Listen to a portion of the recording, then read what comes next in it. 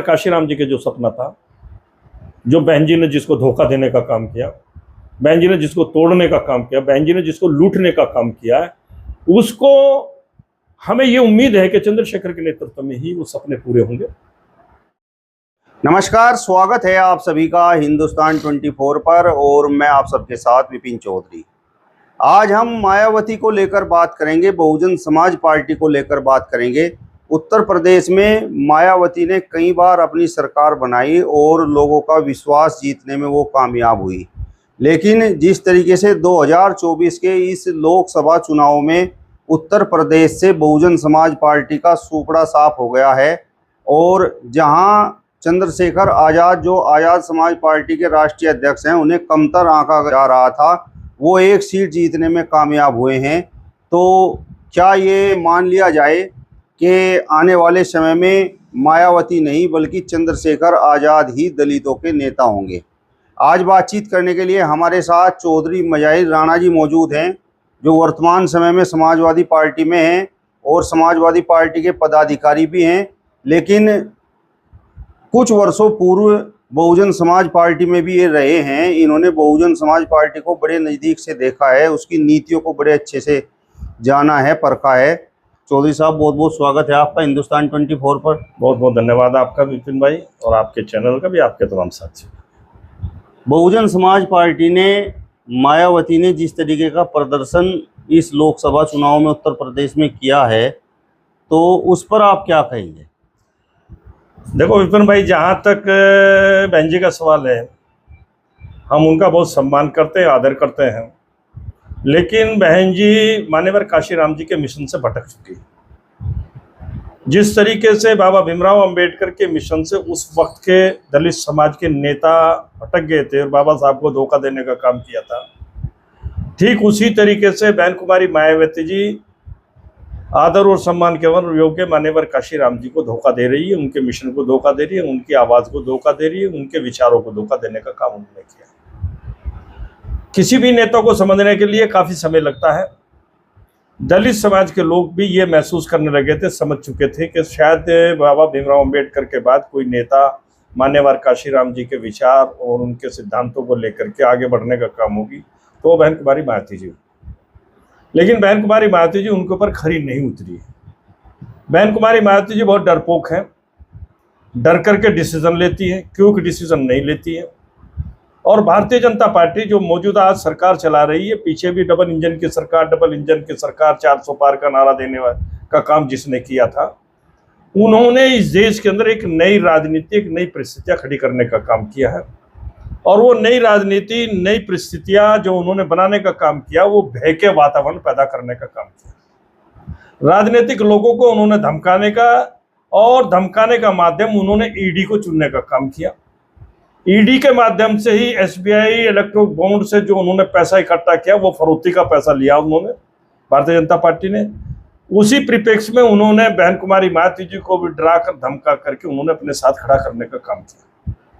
उन्होंने ये बात साफ कर दी थी कि तुम खड़ी रहो, अपने लोगों को लाने का काम करो, अपने लोगों को चुनाव में उतारने का काम करो, जो भी पैसा तुम्हारा बैठता है उस पैसे को हम देने का काम करेंगे। और ऐसे बहुत से मिसालें हैं। 10-12 लोगों को पर्सनली मैं जानता हूं जिन लोगों को धमकाने का काम किया और उनको कहा गया तो बसपा के सिंबल से चुनाव लड़ लो, और जो खर्च है वो तो आपको खर्च भी दिया जाएगा, नहीं तो आपको तड़ी पार कर दिया जाएगा, आपको जिला बदर कर दिया जाएगा। जब उन लोगों ने असमर्थता जाहिर की तो उनको जो है जिला बदर करने का काम किया इस चुनाव के अंदर। बहुत से तमाम इसमें हैं, बहुत से अमेठी के लोग भी हैं, रायबरेली के लोग भी हैं, बनारस के लोग भी हैं। ऐसे लोग हैं जिन लोगों को तब उन्होंने जिला बदर करने का काम किया है, जो अच्छी अपनी पहचान समाज के अंदर रखते थे। उनको बार बार यही दबाव दिया, या तो बसपा से चुनाव लड़ लो। भाजपा का टिकट देने के लिए तैयार नहीं थे उनको, वो सिर्फ बसपा का टिकट चुनाव लड़ने के लिए। और भाजपा के लोग बसपा का टिकट किस प्रकार से ऐसा भाजपा के लोग ही बसपा का टिकट बांटने का काम कर रहे थे चुनाव के अंदर। मैंने पूरे प्रदेश भर में ये घूम करके देखा है। मैं पहली फर्स्ट उससे लेकर के आखिर तक, बनारस तक, इस चुनाव में बहुत मजबूती के साथ 7-8 लोकसभा क्षेत्रों के अंदर रहा हूँ। वहाँ सबसे ज़्यादा हम लोगों को अगर शिकायत का मौका मिला तो वो यही मिला है कि भाजपा के लोग जो है बार बार दबाने का काम करते हैं कि या तो आप अमुक पार्टी से टिकट ले लो, जब वो अमुक पार्टी का टिकट दिलवा रहे थे, सब बातें थी भारतीय जनता पार्टी बहुजन समाज पार्टी का टिकट बांट रही थी, इसलिए बहुजन समाज पार्टी कहीं चुनाव नहीं लड़ रही थी। और उसके खुली मिसाल मैं आपको बताता हूं, नगीना लोकसभा क्षेत्र के अंदर जो चुनाव हो रहा था, नगीना लोकसभा क्षेत्र के अंदर उनके एडिकांग, उनके सर्वे सर्वा या उनके जो उन्होंने सारा काम उनको डिवाइड किया था, आकाश ने भारतीय जनता पार्टी के खिलाफ वहां बोलने का काम किया। उन्होंने तुरंत ही आकाश से सारी जो पावर छीनने का काम कर दिया और उसको चुनाव से हटाने का काम कर दिया।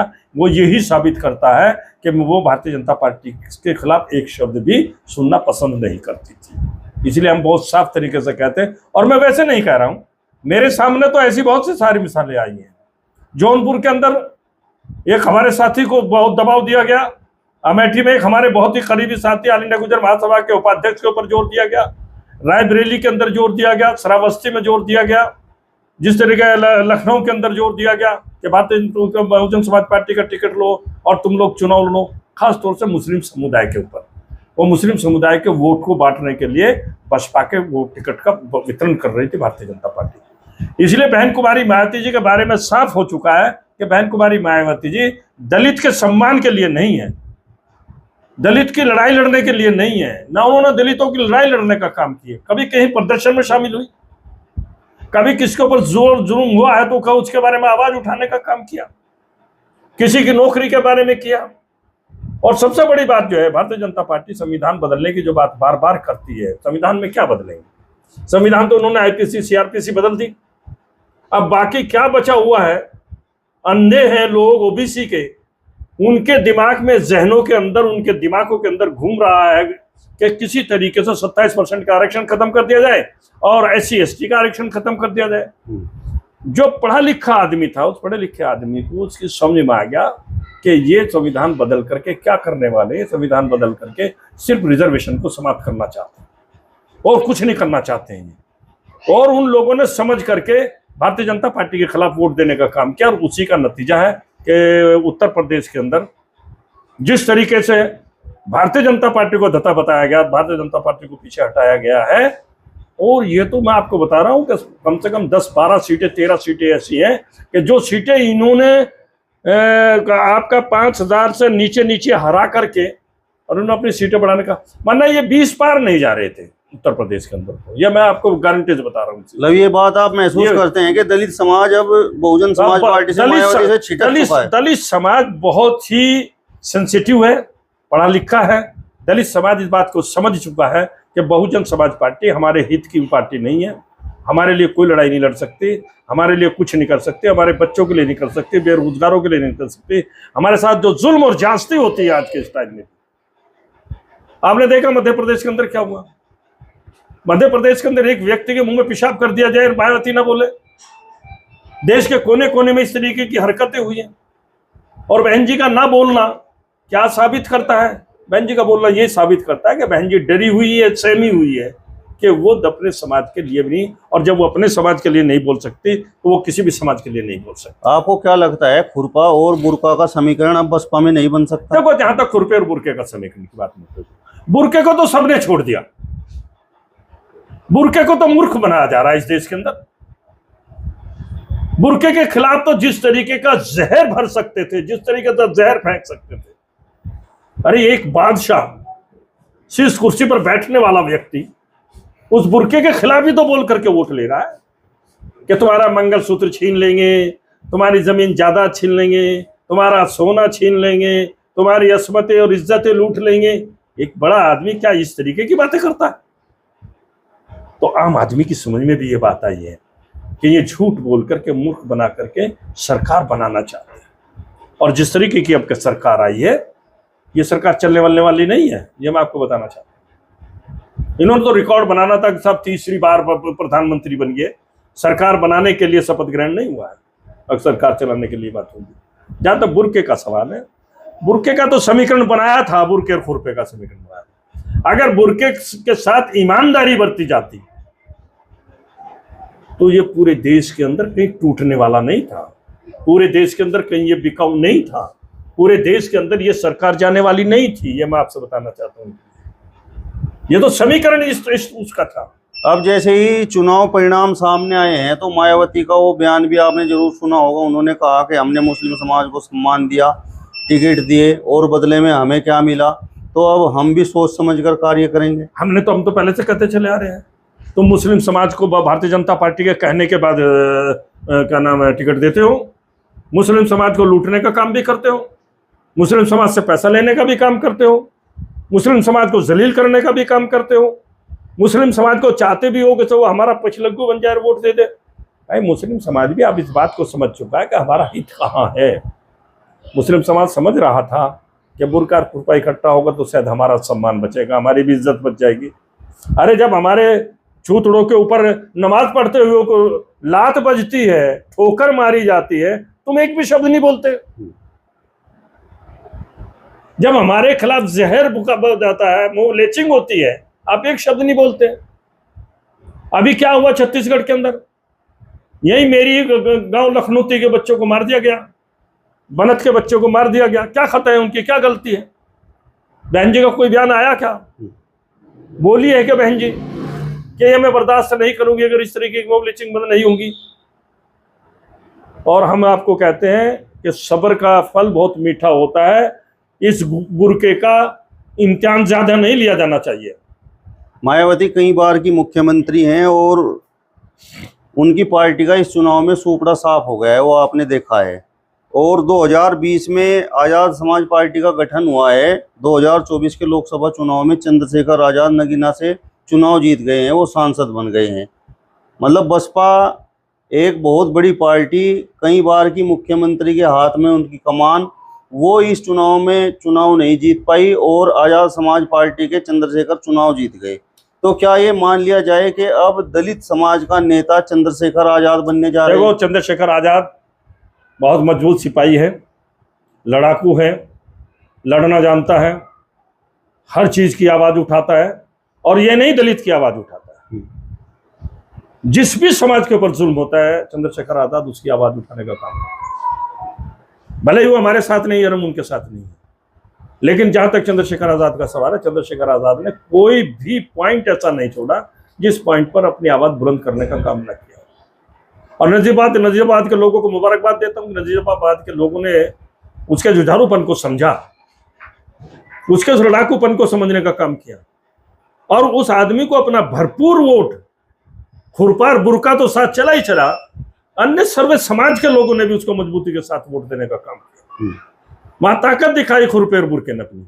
क्या आप ये बात मानते हैं कि इस चुनाव में चंद्रशेखर आज़ाद के कहने पर ही दलित समाज का वोट इंडिया गठबंधन को गया है? देखो, मैं जहां तक कहता हूं, जब चंद्रशेखर ने कहीं पर भी किसी भी जगह इंडिया गठबंधन की मुखालफत नहीं की, और उनसे जो भी कुछ बन पाया है अपने चुनाव के बाद, उन्होंने जुल्म करने वाली पार्टी के खिलाफ बोलने का काम किया। और जुल्म कौन पार्टी कर रही थी? जुल्म कर रही थी डबल इंजन की सरकार। लोगों का रिजर्वेशन कौन खाने की बात कर रही थी? डबल इंजन की सरकार। संविधान बदलने की बात कौन कर रही थी? डबल इंजन की सरकार। लोगों के को बेरोजगार करने की, पर्चा लीक करने की जो पॉलिसी बना रखी थी वो डबल इंजन की सरकार ने बना रखी थी। तो जाहिर सी बात चंद्रशेखर तो उसके खिलाफ था।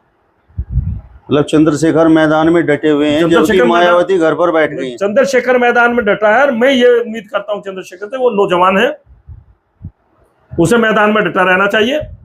और उसके बाद चुनाव जीतने के बाद भी, रिजल्ट आने के बाद उन्होंने साफ बात कह दी कि मैं डबल इंजन की सरकार, जो लोगों के रिजर्वेशन को चाटना चाहती है, खाना चाहती है, लोगों को रोजगार नहीं देना चाहती, महंगाई पर कंट्रोल नहीं करना चाहती है, जिनके लोग सांप्रदायिक भाषा बोल रहे हैं, चुनाव आयोग चुप है, मैं हाउस में इंडिया गठबंधन के साथ खड़ा होकर के आवाज को बुलंद करने का काम करूंगा। जो मान्यवर काशीराम के सपने थे, तो क्या आपको लगता है कि अब उन्हें चंद्रशेखर आज़ाद अभी तक तो लग रहा है कि मान्यवर काशीराम जी के जो सपना था, जो बहन जी ने जिसको धोखा देने का काम किया, बहन जी ने जिसको तोड़ने का काम किया, बहन जी ने जिसको लूटने का काम किया है, उसको हमें ये उम्मीद है कि चंद्रशेखर के नेतृत्व में ही वो सपने पूरे होंगे। और चंद्रशेखर कोई ऐसा काम नहीं करेगा जिससे मान्यवर काशीराम जी के सपने चकनाचूर होने का काम है। चलिए, तो चौधरी मजाहिर राणा जी को आपने सुना। फिलहाल इस वीडियो में बस इतना ही। अगली वीडियो में फिर आपसे मुलाकात होगी, तब तक बने रहिए हिंदुस्तान 24 के साथ। नमस्कार।